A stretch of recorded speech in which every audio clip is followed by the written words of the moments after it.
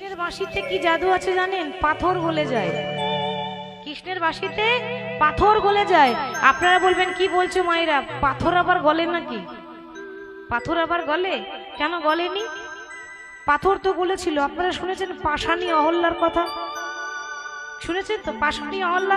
পাষাণ মানেই তো পাথর, পাষাণ মানে পাথর। পাথর গলেছিল মানে অহল্যাও গলেছিল। তার কথা জানতে গেলে একটু ভেতরে যেতে হবে মা। একটু বলবো? বেশ বলি।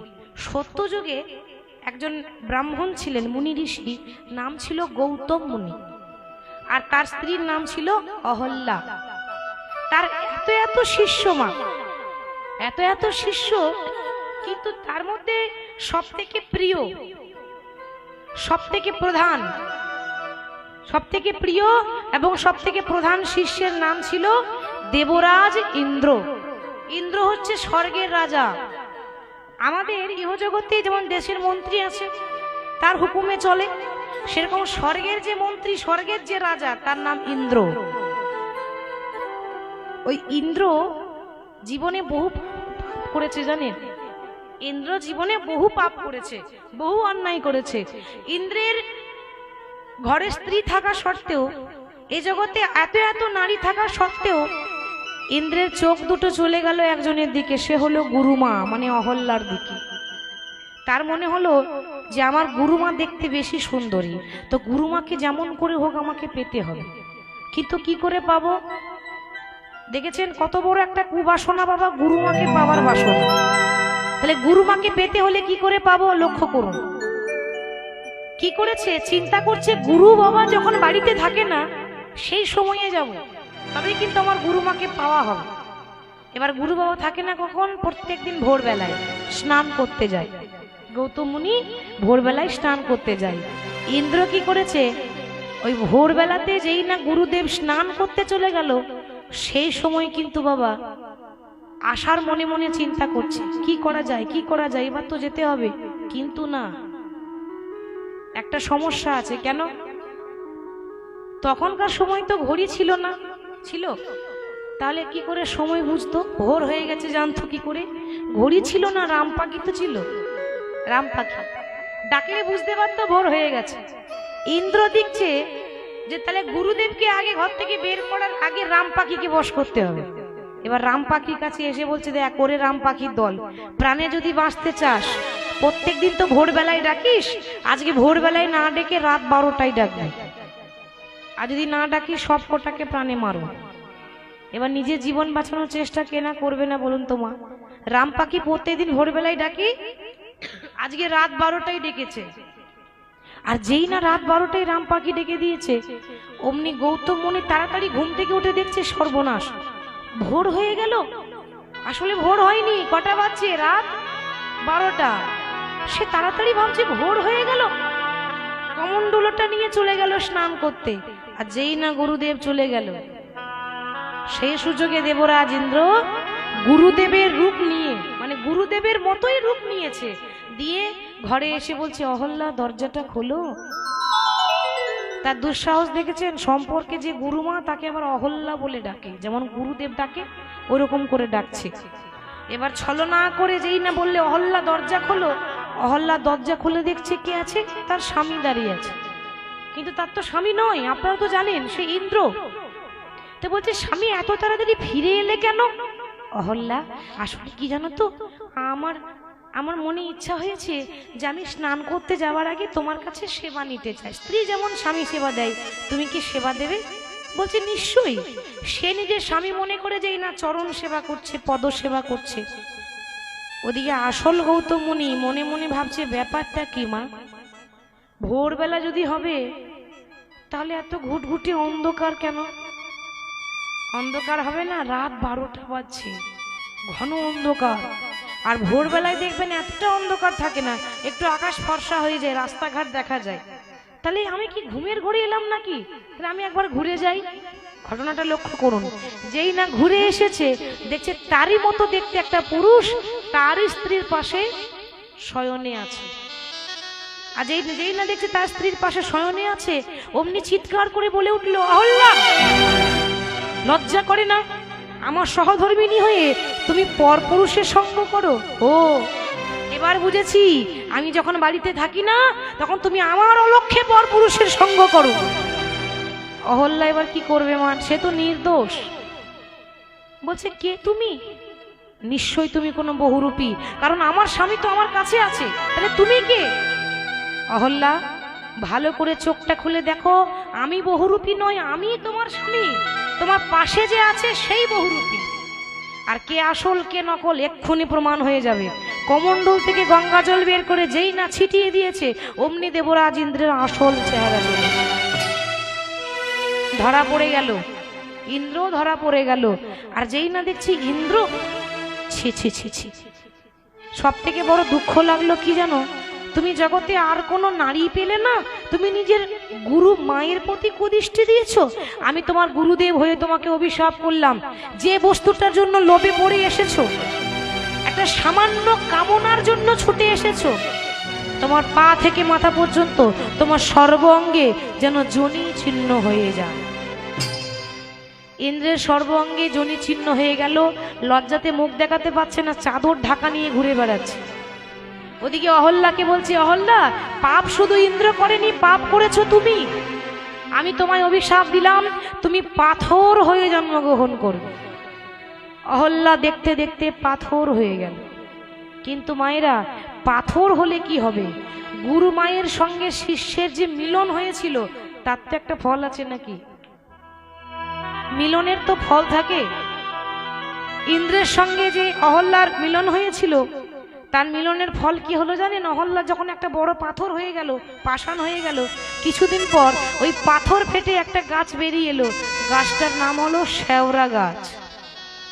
শেওড়া গাছ তো জানেন, বৈশাখ মাসে যখন নতুন মেঘ হয়, 13ই বৈশাখ, বাড়ির চালে বা বাড়ির ছাদে শেওড়ার ডাল দেবেন।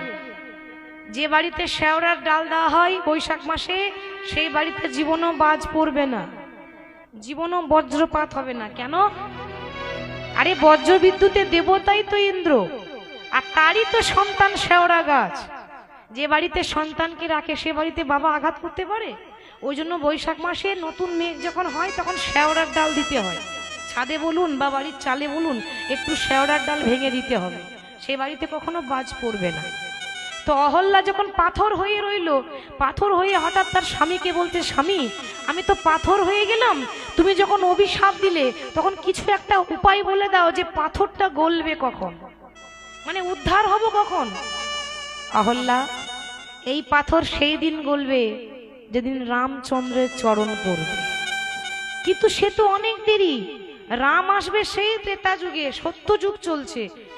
একের পর কি হয়? 2 হয় না 3 হয়? একের পর 2, তারপর 3 হয়। তাহলে 4টে যুগ, সত্য, ত্রেতা, দাপর, কলি। সত্য যুগের পরেই দাপর হওয়ার কথা, মানে 2 হওয়ার কথা। কিন্তু ওই পাষাণী অহল্যাকে উদ্ধার করার জন্য ভগবানকে তাড়াতাড়ি আসতে হলো, যার জন্য সত্যের পরে দাপর যুগ না এসে সত্যের পরে ত্রেতা যুগ চলে এলো।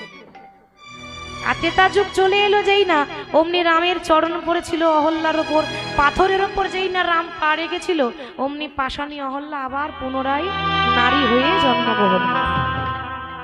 তাহলে পাষাণ গলে না? কে বললো? ভগবানের নামে পাষাণ গলে যায়। ওই জন্য বলছে, বধূ, বাঁশিটা যে দিলাম, যে বাঁশির গুণে পাষাণ গলে, যে বাঁশির গুণে যমুনা উজান বয়, মানে উল্টো দিকে বয়, একবার শোনাও তোমার বাঁশির গানে। এরপরে আঁকছে কৃষ্ণের মুখটা, মানে ছবি আঁকছে আর বর্ণনা করছে। ভগবানের লীলা তো এক একটা পদাবলিতে একটা করে ব্যাখ্যা থাকে বাবা। আবার আঁকছে, আস্তে আস্তে আঁকছে আর ব্যাখ্যা দিচ্ছে। তো কেমন ভাবে আঁকছে? এবার বদন মানে মুখটা আঁকছে বাবা। এবার মুখে মুখ দিয়া ধনী কাঁদিয়া কাঁদিয়া, মুখে মুখ দিয়া কাঁদিয়া কাঁদিয়া, মুখে মুখ দিয়া কাঁদিয়া কাঁদিয়া, মুখে মুখ দিয়া কাঁদিয়া কাঁদিয়া, ধনী তার শোনে কহে কথা। মুখে মুখ দিয়া কাঁদিয়া কাঁদিয়া, তার শোনে কহে কথা। যদুনাথে কয় শুনো রস, দাস যদুনাথে কয় শুনো রসময়, আসিয়া দেখো হে। দাস যদুনাথে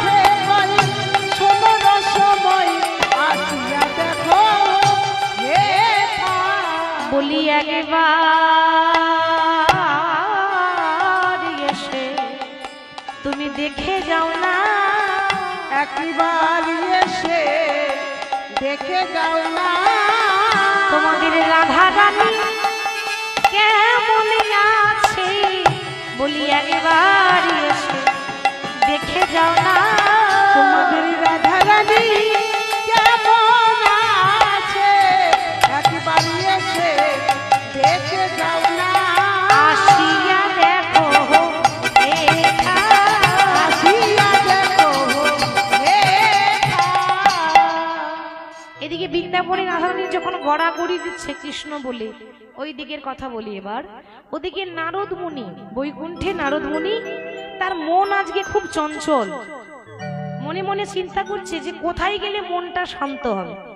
মাগো, যখন মন চঞ্চল হয়ে যাবে না, মন্দিরে গিয়ে বসবেন, দেখবেন কিছুক্ষণ পরেই মন শান্ত হয়ে যাবে।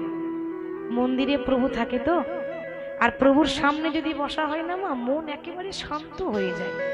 আর এই যে নাম শুনছি, যতক্ষণ নাম শুনবেন মনের মধ্যে কোনো চঞ্চলতা থাকবে না, মনের মধ্যে কোনো কামনা বাসনা থাকবে না, ঠিক তো? নাম যতক্ষণ শুনবেন দেখবেন আপনি অন্য জগতে ডুবে আছেন, আপনি ভুলেই যাবেন আপনি কে, কোথায় বাড়ি, কোথা থেকে এসেছি। যে নামে ডুবে যায় তার এরকম দশা হয়। তো নারদের মন খারাপ, ভাবছে কোথায় গেলে মন ভালো হবে।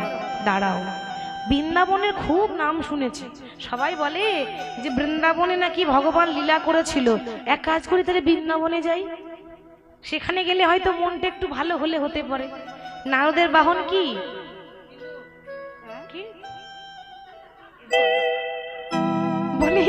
বলছি ইঁদুর, সর্বনাশ। নারদের বাহন ইঁদুর? আমার মায়েরা জানে নারদের বাহন ঢেকি। ঢেকি, এবার ঢেকি হচ্ছে নারদের বাহন। ঢেকিতে চেপেছে নারদ, এবার তার মন অশান্ত।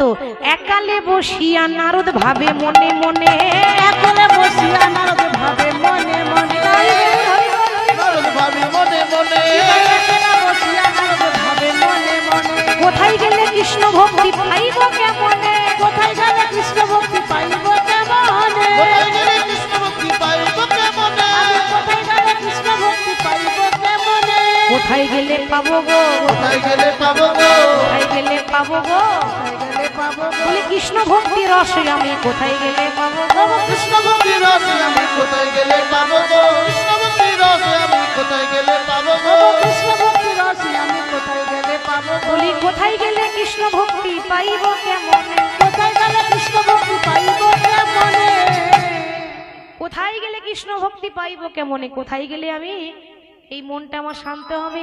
তাই আজকে বৃন্দাবন যাব বলে ঢেকির ওপর চেপেছে নারদ মুনি। আর যেই না ঢেকির ওপরে নারদ মুনি চেপেছে বাবা, যেই না বৃন্দাবন যাব বলে প্রস্তুত, মনে মনে বলছে যে ওরে মন, চল সেই বৃন্দাবন, যে বৃন্দাবনে গেলে গোবিন্দের কৃপা লাভ করা যায়। ওগো আমি বৃন্দাবনের পথে পথে গাইব রাধা, আই বৃন্দাবনের পথে পথে গাইব রাধা ওগো আমি বৃন্দাবনের পথে পথে গাইব রাধা নাম।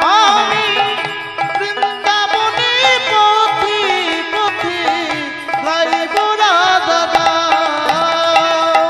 আমার ঘুচে যাবে মনের কালি,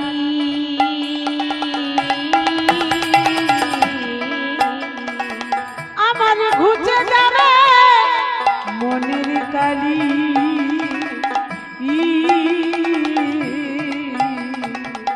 ওগো পূর্ণ হবে মনুষ্কার, বৃন্দাবনের পথে পথে গাইব রাধা আমি বৃন্দাবনে পথে পথে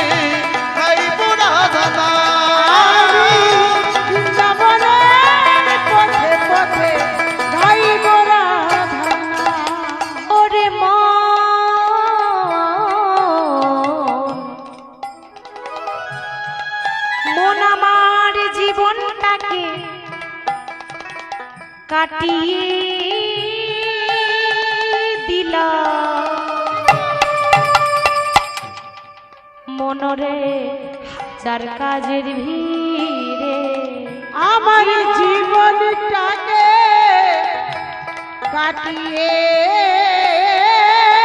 দিলাম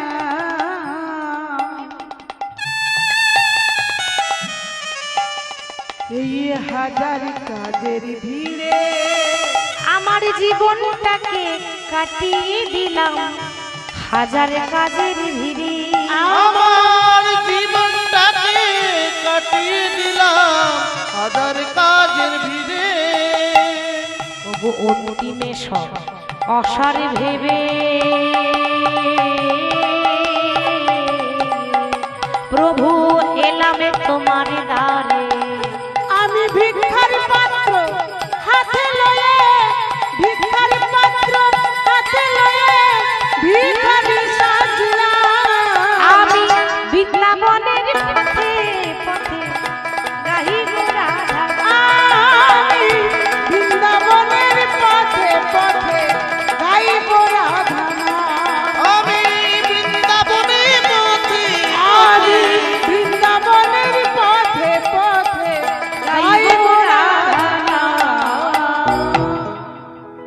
এবার যেই না বৃন্দাবনে চলে এলো বাবা, বৃন্দাবনে এসে জ্বালা কোথা যাবে? এসেছিল কেন? জ্বালা জুড়াবো বলে, ঠিক তো? মনের মধ্যে চঞ্চলতা ছিল, জ্বালা জুড়াবো বলে বৃন্দাবন এলো, কিন্তু লাভ হলো না। ও মায়েরা, বৃন্দাবনে এসে জ্বালা আরো বেড়ে গেল। নারদের জ্বালা বেড়ে গেল কেন? হঠাৎ দেখছে তার গায়ে কিসের একটা তাপ লাগছে, গরম তাপ। কিসের এটা? এটা তো আগুনের তাপ নয়। নারদ ভাবছে এটা তো সূর্যের তাপ নয়, তো তাপটা কিসের? বাবা, কিসের তাপ বলুন তো মা? এটা সূর্যেরও তাপ নয়, এটা আগুনেরও তাপ নয়, এটা রাধারানীর বিরহ তাপ। 100 বছর ধরে কাঁদছে তো, তার পাশেও যদি কেউ যায় তো পুড়ে যাবে, এত তাপ। যে যাচ্ছে তার গায়ে তাপ লাগছে। ও, এতক্ষণে বুঝলাম। বেশ, আমারও নাম নারদ। লোকে বলে আমি শুধু ঝগড়া লাগাতেই পারি, ভালো কাজ নাকি করতে পারি না। কি গো, ঠিক তো? নারদের কাজ কি? আমাদের গ্রাম বাংলায় বলে লাগান ভাজান করা। লাগান ভাজান বোঝেন তো? এর কথা তার কানে, তার কথা এই শুনেছিস ওই বাড়িতে না এরকম করি না, ওইটাকেই বলে লাগান ভাজান করা। এগুলো লাগান ভাজান করানো। আবার এই নারদের নামের কি কাণ্ড জানেন? মানে পাড়াতে যদি কেউ ঝগড়া লাগে, কোনো কিছু হঠাৎ ঝগড়া লেগেছে, আপনি 3 বার যদি বলেন নারদ নারদ নারদ, ঝগড়া বন্ধ হবে না, মারামারি হয়ে যাবে, তবু ঝগড়া থামবে না। 3 বার বলবেন নারদ নারদ, তারপর মজা দেখবেন। আবার অনেকে এরকম এরকম করে তো নাকি? এখন তো কেউ কারো ভালো দেখতে পারে না। হ্যাঁ, বৃন্দাবনে এরকম একজন আছে যে কৃষ্ণকে যার সহ্য হয় না। কে জানেন? রাধারানীর ননদী। রাধারানীর শাশুড়ির নাম কি? জটিলা। আর ননদিনীর নাম কুটিলা। কুটিলা নাম কাদের হয়? যাদের মন খুব ভালো হয়, ঠিক তো? তাহলে কাদের হয় বাবা? যাদের মনের মধ্যে কুট বুদ্ধি থাকে, হিংসা থাকে, ঠিক তো? রাধারানী বলছে আমার ঘরে যে ননদী আছে, ও ননদী তো নয়, যেন 9টা নদী। আমার কথা নয়, বানানো কথা নয়, রাধারানী ব্যাখ্যা দিয়েছে। 9টা নদী, একটা নদী হলে সাঁতার কেটে চলে যেতাম। 9টা নদী তো সাঁতার কেটে যাওয়া যায় না। আর এই বৃন্দাবনে কুটিলা আছে, ওর মতো মুখরা আর কেউ নাই যে কৃষ্ণকে সহ্য করতে পারে না। মুখরা মানে কি গো? হ্যাঁ, মুখরা মানে যারা খুব বেশি ঝগড়া করে।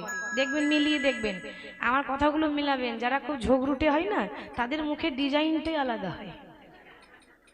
কি গো, ঠিক তো? ঠিক বলছি তো? কেন? একটা ভাব থাকে, মানে তাদের একটা ভাব সব সময়।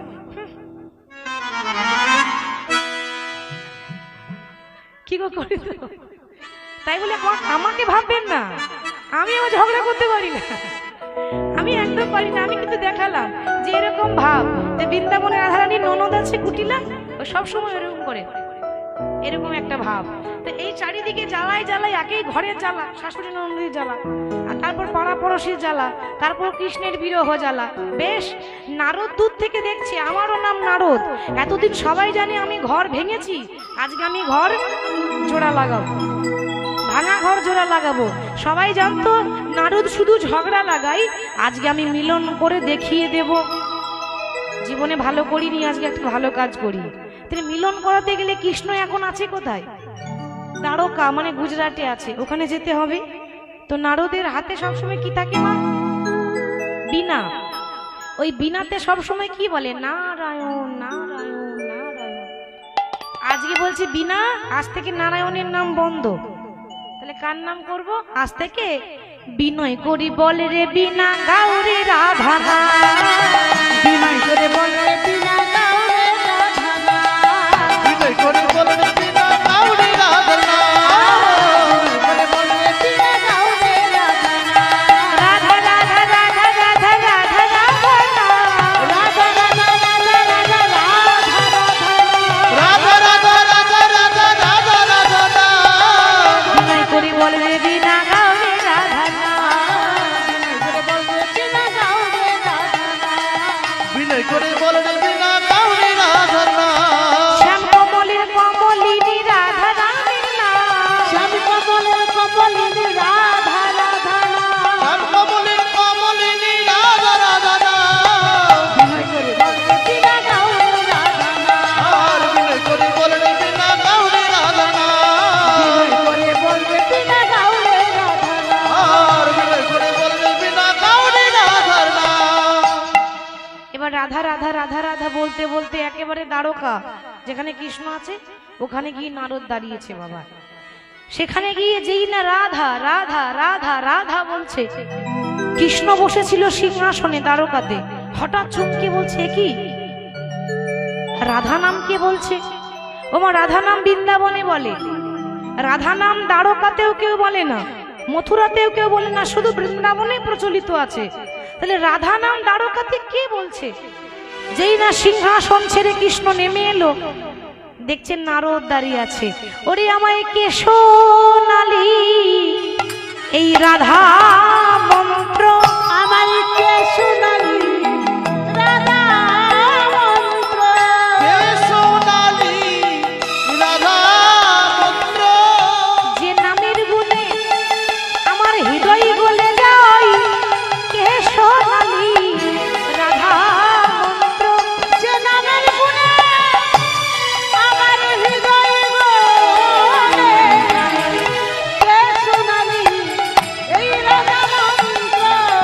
নামের গুণে হৃদয় গলে যায়, কে সোনালি রাধা মন্ত্র। যে নামের গুণে হৃদয় গলে কে শোনালি রাধা মন্ত্র।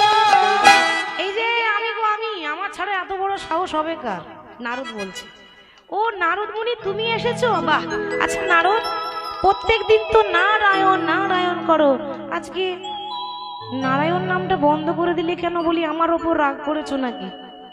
আরে না না, তা নয়, যে নাম করলে কষ্ট পাওয়া যায় সে নাম না করাই ভালো, ওই জন্য বন্ধ করে দিয়েছি, আজ থেকে রাধার নাম করব।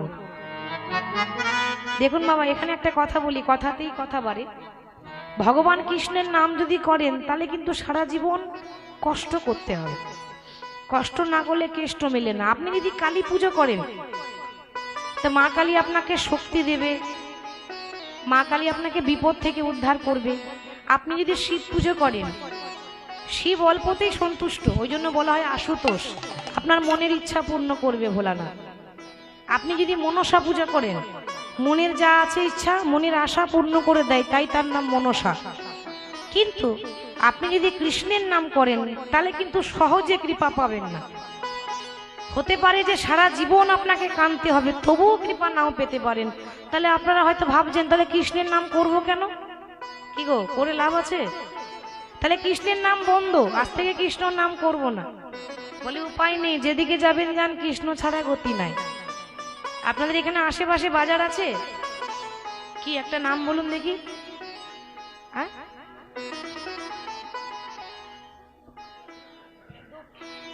একটা সহজ বলুন, আমি বুঝতে পারছি না। হ্যাঁ, নুন নুনটিয়া, বেশ ঠিক আছে, তাই হলো, ঠিক আছে। এই ধরুন ওই নুনটিয়া বাজার যেটা, সেখানে মনে করুন আমার মামার বাড়ি। তো আমার মামার বাড়ি যদি ওই নুনটিয়া বাজারে হয়, তাহলে আমার বাবার শ্বশুর বাড়ি কোথায় হবে? নুনটিয়া বাজারে হবে। আচ্ছা বেশ, তাহলে আমার বাবার শ্বশুর বাড়ি যদি নুনটিয়া বাজারে হয়, আমার মায়ের বাপের বাড়ি কোথায় হবে? ওইখানেই হবে। সম্পর্ক আলাদা আলাদা, ঠিকানা কিন্তু এক জায়গায়, ঠিক তো? আপনি কালী পুজো করুন আর আপনি শিব পুজো করুন, ওই কৃষ্ণের পারমিশন ছাড়া মা কালীও আপনাকে কৃপা করবে। আগে পারমিশন নেবে। মা কালীকে যদি বলেন যে মা আমাকে এটা দাও, তো মা আগে পারমিশন নেয় যে প্রভু আমার ভক্ত ওটা চাইছে, আমি কি দেব? যদি বলে দাও তবে দেবে, নালে দেবে না। তাহলে বাবা পেতেই যদি হয়, তো ওই ঘুরে ঘুরে যাওয়ার থেকে আপনি ডাইরেক্ট যান না, ইনডাইরেক্ট যাওয়ার কি দরকার? ডাইরেক্ট হাঁটুন, মানে সোজা রাস্তায় হাঁটুন। হরি বল। তাহলে বলছে আজ থেকে তোমার নাম বন্ধ করে দিলাম, রাধা নাম করেছি। কেন? কি ব্যাপার বলো তো? ব্যাপার অন্য কিছু না, তোমার নাম করলে শুধু কষ্টই পাওয়া যায়। আর শোনো কৃষ্ণ, কি ভেবেছো শুধু বড় বড় যুদ্ধ করলে রাজা হওয়া যায়? শুধু যুদ্ধ করলে হবে না, প্রজাদের মঙ্গলের জন্য রাজাকে আরো অনেক কিছু করতে হবে। বলে কেন, কি করতে হবে? তাহলে শুনে নাও, নারদ কৃষ্ণকে বলছে, শুনে নাও। ত্রেতায় রামের রাজা ছিল, অশ্বমেধ যজ্ঞ করিল। ত্রেতায় রাম রাজা ছিল, অশ্বমেধ যজ্ঞ করিল। ত্রেতায় রামের রাজা ছিল, অশ্বমেধ যজ্ঞ করিল। ত্রেতায় রামী রাজা ছিল, অশ্বমেধ যজ্ঞ করিল। দানব্রত যজ্ঞ হবে এবে গো, দানব্রত যজ্ঞ হবে এবে। দানব্রত যজ্ঞ হবে এবে গো, দানব্রত যজ্ঞ হবে এবে। দানব্রত যজ্ঞ হবে এবে গো, দানব্রত যজ্ঞ হবে এবে। দানবত যজ্ঞ হবে রে গো, দানবত যজ্ঞ হবে রে। শোনো বলি কহে রাজন ত্রিভুবন নিমন্ত্রণ। শোনো বলি ওহে রাজন ত্রিভুবন নিমন্ত্রণ। একা একা যজ্ঞ হয় না, 10 জনকে নিয়ে ভালো কাজ হয়, হয়তো মা? একা একা হবে? সবাইকে নিয়ে করতে হবে ভালো কাজ। করিতে তোমাকে এবার হবে গো, করিতে তোমাকে এবার হবে। করিতে তোমাকে এবার হবে গো, করিতে তোমাকে এবার হবে। করিতে এবার হবে গো, করিতে তোমাকে এবার হবে। যজ্ঞ করতে হবে, যজ্ঞ। আর যজ্ঞের শেষে যে যা দান চাইবে তোমাকে হাসি মুখে দিতে হবে, হাসি মুখে দিতে হবে, হাসি মুখে দিতে হবে। হাসি মুখে দিতে হবে, তবেই যজ্ঞ সাঙ্গ হবে, হাসি মুখে দিতে হবে। তবে যখন সাঙ্গ হবে, হাসি মুখে দিতে হবে। তবে যখন সাঙ্গ হবে, হাসি মুখে দিতে হবে।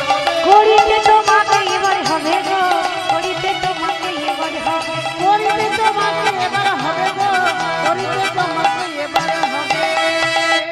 যে যা চাইবে হাসি মুখে দান করতে হবে। দানের নিয়ম হাসি মুখে দিতে হয়। অনেকে আছে মনে করুন 10 টাকা দিয়েছে, 10 টাকা দেওয়ার মানে দেওয়ার পর মনে মনে ভাবছে যা চলে গেল, থাকলে ফুচকা খেতে পেতাম। এরকম যদি ভাবেন তাহলে দানের লাভ হবে না। দেওয়ার পর কোনোদিন আফসোস করতে নেই যে চলে গেল, তাহলে আর ফল পাবেন না। দিচ্ছি, আমার ভালো লেগেছে, আমি প্রভুর নামে এত দিলাম, আমার যেমন জুটলো আমি দিলাম। দেওয়ার পর আফসোস করতে নেই। কিছুদিন আগেকার কথা, সত্যিকারের ঘটনা। এক বাবা আমার কীর্তন শুনে 100 টাকা দান করেছে, একদম সত্যি কথা বলছি। 100 টাকা দিয়েছে, কীর্তন শেষ হয়ে গেল, আসর থেকে যখন নামলাম তখন বাবা বলছে মা আমার 100 টাকাটা ফেরত দাও। আমি বললাম বাবা আপনি যদি ঘুরিয়ে নেবেন তাহলে দিয়েছিলেন কেন? বলে ওটা লোক দেখানো, দিতে হয়, দিই না দিলে হবে? তো আমার টাকাটা দাও, আমি তোমাকে 1 টাকা দিব, আমাকে 99 টাকা ফেরত দাও। এরকমও আবার দানি আছে, জানতাম না। তো এরকম দান করলে হবে? হাসি মুখে দিতে হবে। নারদ বলছে কৃষ্ণকে যজ্ঞ করবে, তারপর যে যা চাইবে দান করবে। আচ্ছা তা না হয় হলো, যজ্ঞটা করব কোথায়? মানে আলোচনা করছে নারদ আর কৃষ্ণ। যজ্ঞ যে করব কোথায় করব, কেন? প্রভাস নদীর তীরে হবে প্রভাস যজ্ঞ। বলে প্রভাস নদীর তীরে কেন? আরো তো নদী আছে নাকি? বলে দেখো কৃষ্ণ, ওই প্রভাস নদীর তীরে যজ্ঞ করলে হারানো ধন ফিরে পাওয়া যায়। হারানো ধন ফিরে পাওয়া যায়। হারানো ধন মানে কৃষ্ণ ধনে ধনী পড়ে আছে রাধারানী বৃন্দাবনে। নারদ সেটা সরাসরি বলছে না, কিন্তু বুঝিয়ে দিচ্ছে হারানো ধন ফিরে পাওয়া যায়, অনেক কিছু পাওয়া যায়। প্রভাস, প্রভাযুক্ত আশ, মনের আশা মিটে। এই প্রভাস নদীর তীরে যজ্ঞটা কেন করবে জানো? প্রভাস নদীর একটা ঘটনা আছে। কি ঘটনা বলি, যে এই নদী জলে স্নান করে একজনের জীবন এসেছিল, ফিরে এসেছিল। আমাদের আকাশের যে চাঁদ আছে না মা, দেখেছেন তো চাঁদ কি সুন্দর দেখতে, কিন্তু চাঁদের গায়ে কালো দাগ আছে, আছে না? রূপ থাকলেও গুণ ছিল না, সুন্দর হলেও কালো দাগ ছিল। আমরা বলি ওরে চাঁদেরও কলঙ্ক আছে। এই ঘটনাটা কত সুন্দর মিল দিয়েছে দেখুন।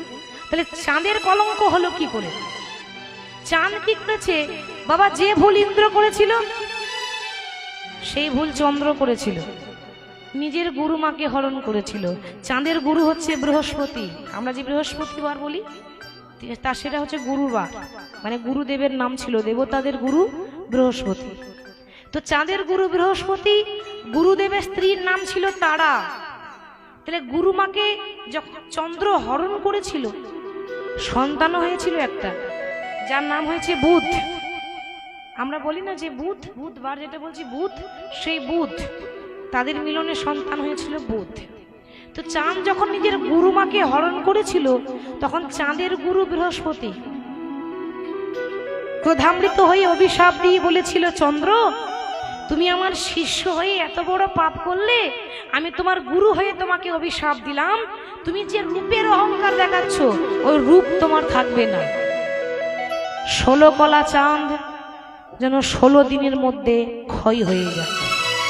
আজ থেকে তুমি আস্তে আস্তে ক্ষয় হয়ে যাবে। আজ থেকে চাঁদের ক্ষয় রোগ হলো। ক্ষয় রোগ মানে একটু একটু একটু একটু করে ক্ষয় হচ্ছে। তো 16 কলা চাঁদ তো বাবা, দেখতে দেখতে 15 দিনে 15 কলা চাঁদ শেষ। ঘটনাটা কেন বলছি পরে বুঝতে পারবেন, সব বলার একটা করে মানে থাকে। 15 কলা চাঁদ 15 দিনে শেষ। আর 1 কলা চাঁদ আছে। চাঁদের স্ত্রীরা মনে মনে ভাবছে যে স্বামী ভুল করেছে বলে কি আমরাও ভুল করব? স্বামী যখন ভুল করেছে, আমাদের কর্তব্য সঠিক পথে নিয়ে আসা। ওই 1 কলা চাঁদকে তারা হাতে করে নিয়ে ছুটে গেল একজনের কাছে, যে হলো সম্পর্কে জামাইবাবু। কে বলুন তো? ভোলানাথ। শিব হচ্ছে জামাইবাবু। শিব যদি জামাইবাবু হয়, তাহলে চাঁদ আর শিব দুজনের সম্পর্কটা কি? ভাইরা ভাই। কি গো, ভাইরা ভাই হচ্ছে না? হরি বল। ভাইরা ভাইয়ের যদি এত বড় একটা রোগ হয়, ক্ষয় রোগ, তা ভোলানাথ চুপ করে থাকতে পারে? বলছে তোমরা চিন্তা করো না, আমি ব্যবস্থা করছি। কি ব্যবস্থা করা যাবে? না, তোমরা ওই 1 কলা চাঁদ আমার হাতে দাও, আমি সুরক্ষায় রাখবো। তাদের হাত থেকে চাঁদটা নিয়ে এখানে ধারণ করলেন। ওই জন্য শিবের কপালে যে চাঁদ আছে বলে চন্দ্রচূড়, বা বলা হয় চন্দ্রশেখর, শিবকে বলা হয়। তো 1 কলা চাঁদ রাখলো, আর বাকি 15 কলা কি হয়েছে? ক্ষয় হয়ে গেছে, ক্ষয় হয়ে গেছে। ওই বাকিটা ফিরে পাওয়ার জন্য তোমাদের একটা কাজ করতে হবে, প্রভাস নদী যেতে হবে, যে নদীর তীরে লীলা হবে। প্রভাস নদী গিয়ে এই 27টা স্ত্রী, মানে শিবের, আজকে শিবের কথা শুনে 27টা স্ত্রী যাচ্ছে, মানে চাঁদের কতগুলো স্ত্রী? 27টা। 27টা নারী 27টা কলসি নিয়েছে, দি জল আনতে যাচ্ছে। জল নিয়ে যখন ফিরে আসছে, ঢালতে বলেছিল কোথায়? চাঁদের ওপর। আর চাঁদ আছে কোথায়? চাঁদের ওপরে জল ঢাললে বাবা শিবের মাথায় জল ঢাবে। তো জল ঢালছে তারা কেমন ভাবে?